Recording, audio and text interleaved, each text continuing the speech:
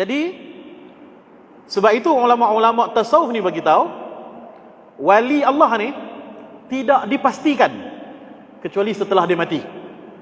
Kalau dia masih hidup, dia tak digelar sebagai wali Allah. Dia digelar sebagai arif billah, orang yang kenal Allah, orang arif. Tetapi memberi gelaran secara pasti kepada orang yang masih hidup adalah salah. Walau bagaimanapun bagi kita sebagai adab boleh. Kita jumpa tok-tok guru yang besar-besar, kita kata dia ni wali Allah. Itu sangkaan kita. Itu doa dan sangkaan kita. Yang tu boleh. Tapi memberi secara pasti, yang tu tidak dibenarkan. Sebab bila-bila masa sahaja satu orang yang berada di tahap kewalian sudah mendapat wilayah, bila-bila masa dia boleh jatuh. Dia boleh menjadi orang yang sampai ke tahap murtad sekalipun. Na'udzubillah. Manakala orang yang berada di makam yang paling rendah boleh berada di tempat yang paling tinggi hanya dalam masa satu hari, esok tu dia mati, dan dia mati dalam keadaan dia adalah wali Allah. Maka iktibar yang diambil adalah berdasarkan sebuah hadis yang sahih juga, disebutkan dalam hadis, innamal a'malu bil khawatim. Sesungguhnya amal kita semua ni dikira pada bagaimana kita khatam, bagaimana kita mati, bagaimana pengakhiran dia. Jadi kalau seseorang itu seluruh hidupnya hidup sebagai orang yang soleh, orang yang arif, orang yang memang wara', lalu dia mati dalam keadaan seperti itu, maka kita insya-Allah kita doakan dia adalah wali Allah. Biasanya wali-wali Allah ni akan zahir kewalian dia selepas dia meninggal. Selepas dia meninggal. Biasanya macam tu. Nah? Macam Maulana Zakaria rahmatullah alaih, pengarang kitab ni. Ketika dia hidup, orang panggil dia Maulana sajalah, ustaz, Maulana macam kita lah. Kita panggil ustaz kan dekat orang-orang yang alim ni. Setelah dia meninggal, barulah gelaran Qutbul Aqtab diberikan kepada dia. Dan Qutbul Aqtab itu diberikan berdasarkan persaksian-persaksian ramai anak-anak murid dia yang lain di seluruh pelosok dunia. Ada di Afrika, ada di India, ada di Pakistan, bahkan di Malaysia pun, yang diziarahi oleh Rasulullah sallallahu alaihi wasallam dalam mimpi dan menceritakan tentang makamnya Maulana Zakaria rahmatullah alaih. Contohnya yang diceritakan sendiri oleh anak murid beliau, anak murid Maulana Zakaria, iaitu Maulana Ibrahim Mia rahimahullah, guru kepada saya masa saya belajar di Afrika dulu. Masa tu Maulana Ibrahim ni menterjemahkan kitab autobiografi, biografi punya Maulana Zakaria punya biografi. Kitab tu nama dia Ab Beti ke dalam bahasa Inggeris daripada bahasa Urdu. Setelah dah siap, mereka pun nak mencetak pada malam tersebut. Dah hantarlah untuk percetakan, esok nak cetak.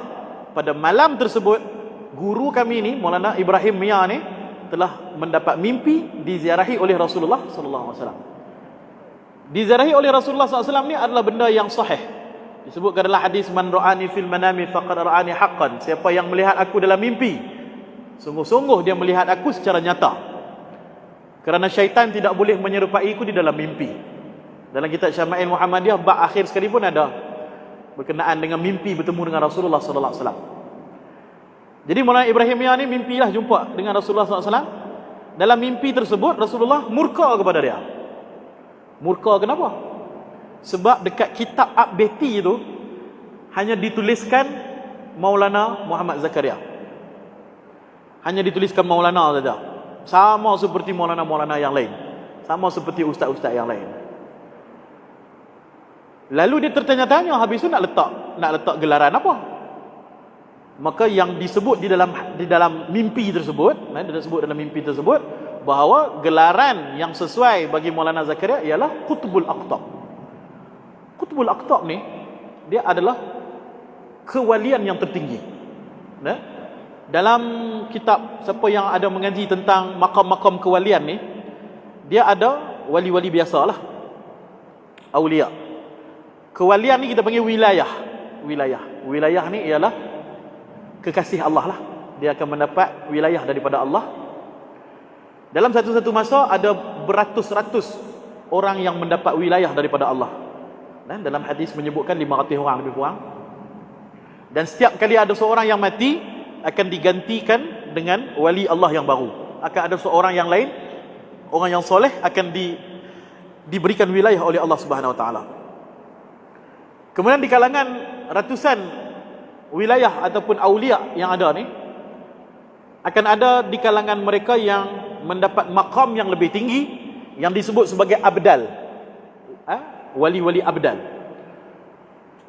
Hadis berkenaan dengan wali-wali abdal ni ada banyak.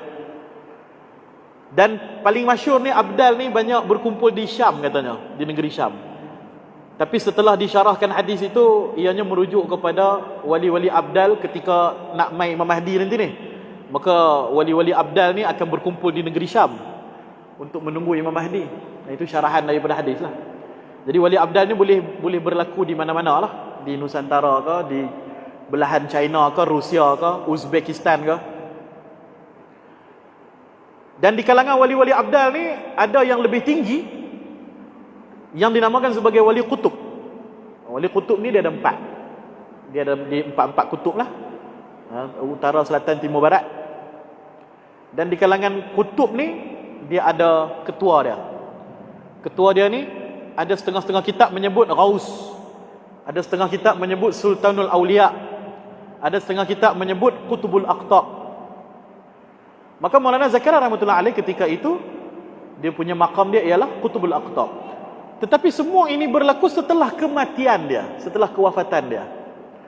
Begitu juga kalau kita baca kisah-kisah wali-wali Allah yang lain, confirmation mereka sebagai wali Allah ini adalah setelah kewafatan mereka ataupun kematian mereka. Macam Imam Abdul Qadir Jailani, dia juga adalah Qutbul Aqtab pada zaman dia, digelar sebagai Sultanul Aulia pada zaman dia. Jadi kewalian seseorang ini tidak boleh dijazamkan, disahkan secara pasti, yakini ketika dia hidup.